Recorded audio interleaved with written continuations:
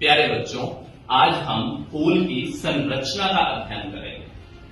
फूल प्रकृति का एक बहुत ही कोमल, आकर्षक, मनमोहक और खुशबूदार तोहफा है। अगर मैं गुड़हल के फूल की एक टहनी लेकर आया हूं, इसमें अगर हम बात करें, ये इसमें यहां पर पत्ते उग रहे हैं।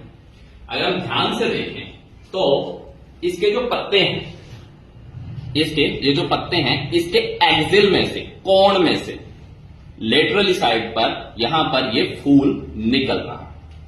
मैक्सिमम साइड पर यह जो फूल है वो इसी तरह कोण से ही निकलता है, पत्ते का और जो तना है उसके कोण से ही यहां पर जो है फूल निकलता है। और बात की जाए तो यह पौधों का एक ग्रुप होता है जिसको हम बोलते हैं एंजियोस्पर्म, उनमें ही यह फूल पाए जाते हैं। ये आगे फूल चल करके आगे बीज और फलों का निर्माण करते हैं।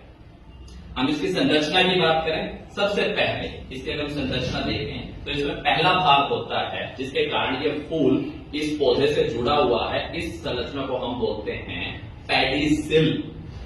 क्या बोलते हैं? पेडिसिल। पास आगे देखो बेटा, ये पेडिसिल है। और यहां पर अगर हम बात करें तो यहां पर ये जो होता है ये पेडिसिल होता है, पेडंकल हिंदी में बोलते हैं। इसका दूसरा भाग अगर हम देखें तो इसका दूसरा भाग होता है, इसे हम बोलते हैं, क्या बोलते हैं? बाह्य दल। क्या बोलते हैं? बाह्य दल। बाह्य दल। ये जो बाह्य दल होते हैं, ये जब फूल कली की अवस्था में होता है, जैसे ये इस तरह से है, ये फूल कली की अवस्था में है, तो ये कली की अवस्था में इसको एक प्रोटेक्ट किए हुए, रक्षा किए हुए, ठीक है, बाह्य दल जो कि यहां पर जो होता है ये पौधों को कली अवस्था में प्रोटेक्ट करके रखते हैं। और क्या होता है? ये हरे रंग के होते हैं। किस रंग के? हरे रंग के होने के कारण ये प्रकाश संश्लेषण प्रक्रिया में भी सहायता करते हैं। इंग्लिश में इन्हें हम बोलते हैं सेपल। क्या बोलते हैं? सेपल। और जब एक को तो हम, एक जो भाग होता है इसका, उसको तो हम बोलते हैं सेपल। और जब इस फूल की बात की जाए, जब ये यहां पर जो होता है पूरे का पूरा वर्ल की बात की जाए, जो गोल वर्ल है, उस वर्ल को हम बोलते हैं कैलिक्स। क्या बोलेंगे? कैलिक्स। दूसरा भाग जो पौधे का मनमोहक और आकर्षक और खुशबूदार भाग होता है, इसे हम बोलते हैं पंखुड़ी। क्या बोलते हैं? पंखुड़ी। इंग्लिश में हम इसे बोलते हैं पेटल। क्या बोलते हैं? पेटल। पेटल। ये खुशबूदार भाग होता है। अगर फूल की अगर बात की जाए, जो फूल को अपनी तरफ आकर्षित करने वाले जो भंवरे हैं या जो कीड़े मकोड़े हैं या जो पौधों में, जो फूलों में बीजों के बनने में सहायता करते हैं, वो इन्हीं पंखुड़ी के कारण करते हैं। इंसान भी अगर फूल जो होता है की तरफ अगर आकर्षित होता है तो वह भी इन पंखुड़ियों के कारण ही होता है। ठीक है। तीसरा भाग जो हम बात कर रहे हैं वह पुष्प का होता है पुंकेसर भाग। पुंकेसर, ये पुंकेसर, ये इस तरह से यहां पर ये जो येलो येलो से यहां पर जो आपको कण दिखाई दे रहे हैं, ये सारे का सारा पुंकेसर भाग होता है। ठीक है। ये पुंकेसर पौधे का, पुष्प का नर भाग होता है जो कि बीज बनाने में सहायता करता है। अगर हम इसकी संरचना की बात करें तो इसमें यहां पर दो भाग होते हैं। सबसे पहला है पूतंतु और दूसरा है परागकोश। इंग्लिश में इसे हम बोलेंगे फिलामेंट और दूसरा बोलते हैं एंथर। Filament, anther. ये क्या करते हैं? ये यहां पर जो परागकोश होते हैं, ये परागकोश पौधों के फूलों में ये निकालते हैं परागकण। क्या निकालते हैं? परागकण। इन परागकणों में एक मेल जर्म सेल होती है जो कि बीज बनाने के लिए आवश्यक होती है। क्लियर हो गया? Yes sir. ये हमने इस तरह से इसको यहां पर निकाला हुआ है, आप देख सकते हैं। ये इस तरह से इसका पूतंतु भाग होता है और ये यहां पर जो येलो भाग होता है जिसको आप अगर हाथ से छूते हैं तो ये हाथों पर आपके यहां पर चिपक भी जाते हैं। येलो येलो से आपके हाथों पर चिपक भी जाते हैं। ठीक है। तो ये हम यहां पर इसको बोलते हैं परागकोश, जिस पर अंदर जो होता है परागकण होते हैं जो कि आगे यहां पर पौधों के लिए यहां पर बीज बनने में सहायता करते हैं। चौथा भाग इसका जो होता है वह होता है स्त्री केसर। स्त्री केसर ये वाला जो भाग होता है, अगर इसमें हम यहां पर देखें तो यहां पर ये स्त्री केसर है। इस तरीके से यह पौधे फूल का मादा भाग होता है। कौन सा भाग होता है? मादा भाग। इसका सबसे पहला भाग जो होता है वह होता है, आपको यहां पर ये कलरफुल पोर्शन यहां पर दिखाई दे रहा है। इस कलरफुल पोर्शन को हम बोलते हैं वर्तिकाग्र। क्या बोलते हैं? वर्तिकाग्र। दूसरा भाग होता है, इसको हम बोलते हैं वर्तिका। क्या बोलेंगे? वर्तिका। और तीसरा भाग होता है, इसको हम बोलते हैं अंडाशय। सबसे पहला है यहां पर जो है, इसको मैं और थोड़ा क्लियर करता हूं। सबसे पहला भाग वर्तिका, वर्तिकाग्र, जो कि एक चिपचिपा पदार्थ होता है जिस पर परागकण आकर के बैठेंगे। दूसरा भाग जो होता है, ये मैंने यहां पर जो होता है इस तरह से डाइसेक्ट कर दिया है। इस भाग को हम बोलते हैं,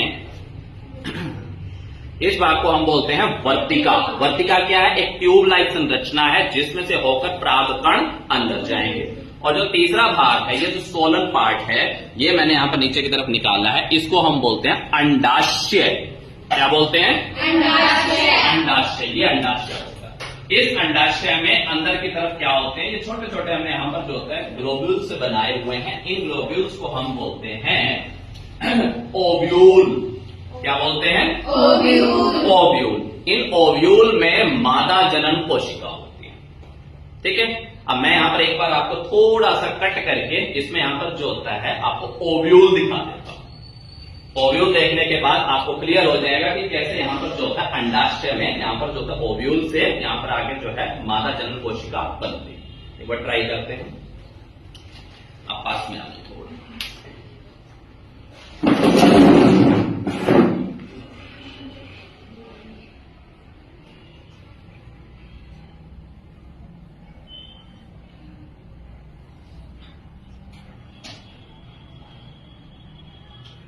देखिए, बिल्कुल क्लियर आपको ओव्यूल्स दिखाई दे रहे हैं।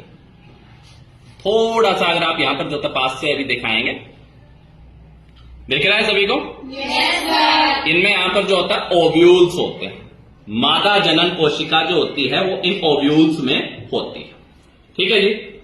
और ये जो सारे के सारे भाग होते हैं, ये जो हमने यहां पर जो ओवरी कही, ये जो हमने अंडाशय कहा है, जो ये स्त्री केसर, ये जो पुंकेसर कहा है, ये जो हमने बाह्य दल कहा है, या दल, ये जो अपना पंखुड़ी कही है, ये चारों के चारों भाग फूल के एक विशेष भाग से उत्पन्न होते हैं।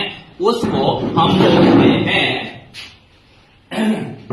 यहां पर जो होता है फ्लैशी सा पार्ट होता है, उसको हम बोलते हैं थैलेमस। क्या बोलते हैं? थैलेमस। थैलेमस।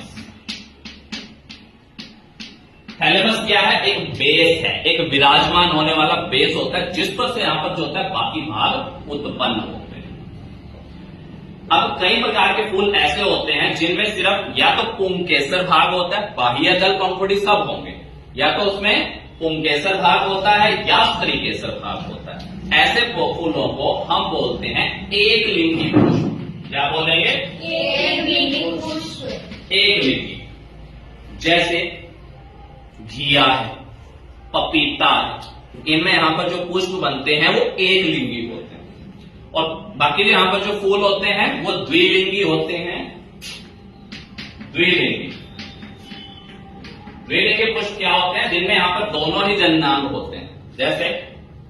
जैसे कि आपका यहां पर जो होता है सरसों का हो सकता है, या गुड़हल का हम कर रहे हैं, इसमें यहां पर दोनों के दोनों ही यहां पर जो होता है जनन भाग होते हैं।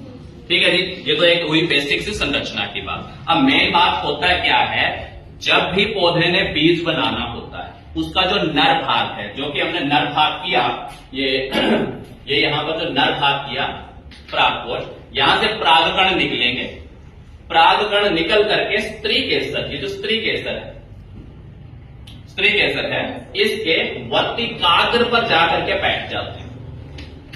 स्त्री केसर के ये वर्तिकाग्र पर जाकर बैठ जाएंगे और अंदर की तरफ यहां पर जो होता है परागकण, ये अंदर की तरफ आते हैं। ठीक है, ये जो प्रक्रिया होती है इसको हम बोलते हैं परागण क्रिया। क्या बोलते हैं? प्रागण क्रिया। प्रागण क्रिया। प्रागण क्रिया में जो यहाँ पर जो होता है प्रागण होते हैं वो स्त्री केसर के वर्तिकाग्र पर आकर के बैठ जाते हैं। आगे क्या होता है? जो प्रागकण होता है इनमें से एक ट्यूब लाइक संरचना निकलती है जो कि स्त्री केसर के वर्तिका से होती हुई अंडाशय तक जाती है। और अंडाशय में यहाँ पर जो मेन यहाँ पर जो अगर हम यहाँ पर देखते हैं जैसे ये बीजांड होता है, इसके अंदर यहाँ पर जो कोशिका होती है, जो फीमेल यहाँ पर जो होता है जर्म सेल होती है, वहां पर जाकर के ये जुड़ जाते हैं। जुड़ने के बाद ये एक ऐसी संरचना बनाते हैं, वो संरचना आगे चल करके बीज का निर्माण करती है। क्या निर्माण करती है? बीज का। अब आता है कि फल कैसे बनता है। ये जो अंडाशय पूरे का पूरा है, इसकी जो कवरिंग होती है वो सारी की सारी फल में परिवर्तित हो जाती है। बीज बन गया, फल बन गया। समझ आ गया? तो ये हमारी आज की फूल की संरचना थी, जिसके यहाँ पर जो था हमने भापों का वर्णन किया और यहाँ पर जो फूल है उससे फल और बीज कैसे बनता है उसका हमने डिस्कस किया। आशा है आपको समझ आई। धन्यवाद।